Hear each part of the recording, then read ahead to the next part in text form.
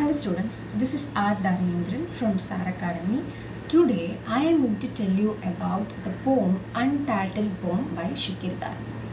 The title itself is Untitled Poem and it was written by Sukirdharani, a famous feminist as well as a Dalit writer. You might have heard of this person because recently she became very much famous.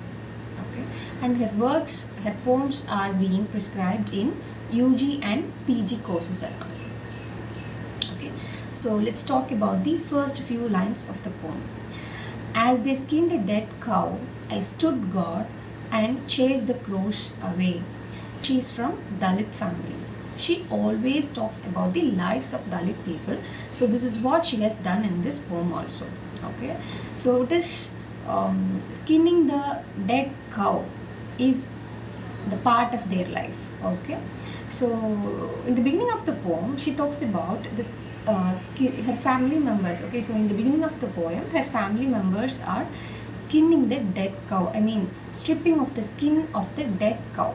Okay, so since she is the kid, she is assigned to drive the crows away from that place. Okay, so இதுதான் typical Indian families ன்னு பார்த்தீங்கன்னா I'm not talking about Dalit families but about all the Indian families. Normally ஒரு kit இருக்காங்க அப்படின்னா என்ன பண்ணுவாங்க, அந்த கிட்டை இந்த மாதிரி காக்கா விரட்டுறதுக்கு பூனை விரட்டுறதுக்கு will use them இல்லை. So the same thing happened to her family, happened to her also. Okay, so the next few lines are: the leftover rice gathered as alms from sundry village homes turned piping heart in my bragging after long waits. Okay, so next lines பார்த்தீங்க அப்படின்னா since they are Dalit community, they couldn't earn much. Okay, so even for food அவங்க வந்து என்ன பண்ணியிருந்தது, they should depend upon some other people or some other well-to-do families. So they have to step on each and every houses of the well-to-do families of the proper area. Now why am I talking about the proper area? Because in each and every villages of India there are two places, there are two areas, proper area and Dalit area. Dalit area, Cheri. Okay, so she lives in Cheri. In the next few lines she talks about her father's occupation. Okay, so he works as a drummer. Drummer means in villages there will be a Dalit person to announce the arrival of the festivals or funerals. Okay, he will come with a drum to announce it. Okay, so her father works as a drummer in that village. So when she goes to school she sees that her father is announcing the festival or funeral and all, so she feels discomfort to tell about it. Okay, and also whenever the question what is the occupation of your father is asked in the classroom, she is unable to answer.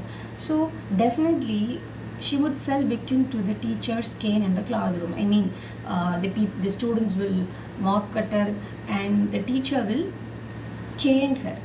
Teacher will cane her. Cane means நம்ம school டைம்லலாம் பெரம்புன்னு ஒன்று வச்சுருப்போம்ல, நம்ம sir teachers எல்லாம் பெரம்பு வச்சு அடிச்சிருப்பாங்க. நான் வாங்கினதில்லை but நான் பார்த்துருக்கேன். பெரம்பு அவங்க ஒரு அதுதான் கேன்னு சொல்லுவாங்க. So whenever she is not able to answer to that question, what is the occupation of your father, definitely she'll be beaten by the teacher with the cane. Okay, perambu.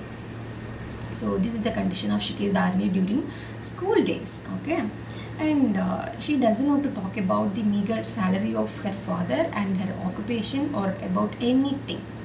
And also she is always sitting in the back row of the classroom. Why? Because since she is from Dalit community, no one is ready to get along with her. They'll maintain some distance with her since she is a Dalit girl. Okay, no one wants to talk to her, so she feels a kind of aloof from the classroom and she always cries and she breaks down in the class itself, but no one notices it. She is crying in the class, she is feeling something bad about this discrimination in the classroom because this is happening in the classroom itself. Because of her identity, no one wants to talk to her. But she says that to the world's gaze, my cries, my tears are unnoticed because of her identity. Okay, and in the last stanza, she is telling that is, of course, in the previous stanzas and all, she feels some discomfort to announce her identity or to accept her identity in front of the students or classmates or the teacher. But here in the last stanza, she is ready to accept her identity as pariah girl, because now she has attained the maturity to handle the situation, and now she has come to the decision that I should fight for my own freedom.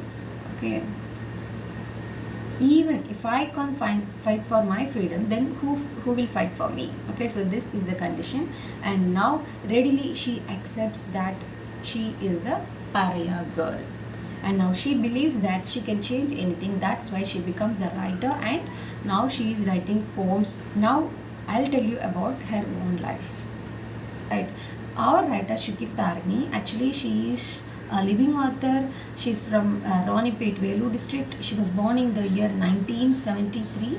She has published 6 poetry collections. So the first one is Ippadikku Ival, Yours Eve, okay, Teendapadada Muttam, The Kiss of Untouchability, Kamatippu, The Flower of Lust.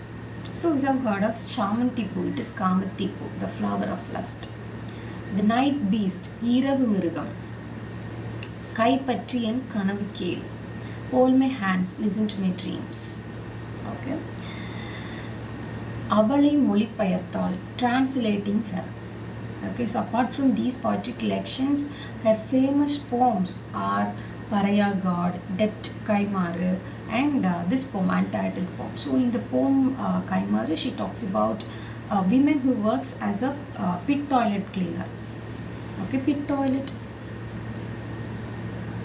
you go and search about it, pit toilet cleaner. Okay, so the hardships, the pain in her, this is what she talks about in that poem, Debt Kaimaru. Okay, so if you have chance, go and read about that poem. Okay.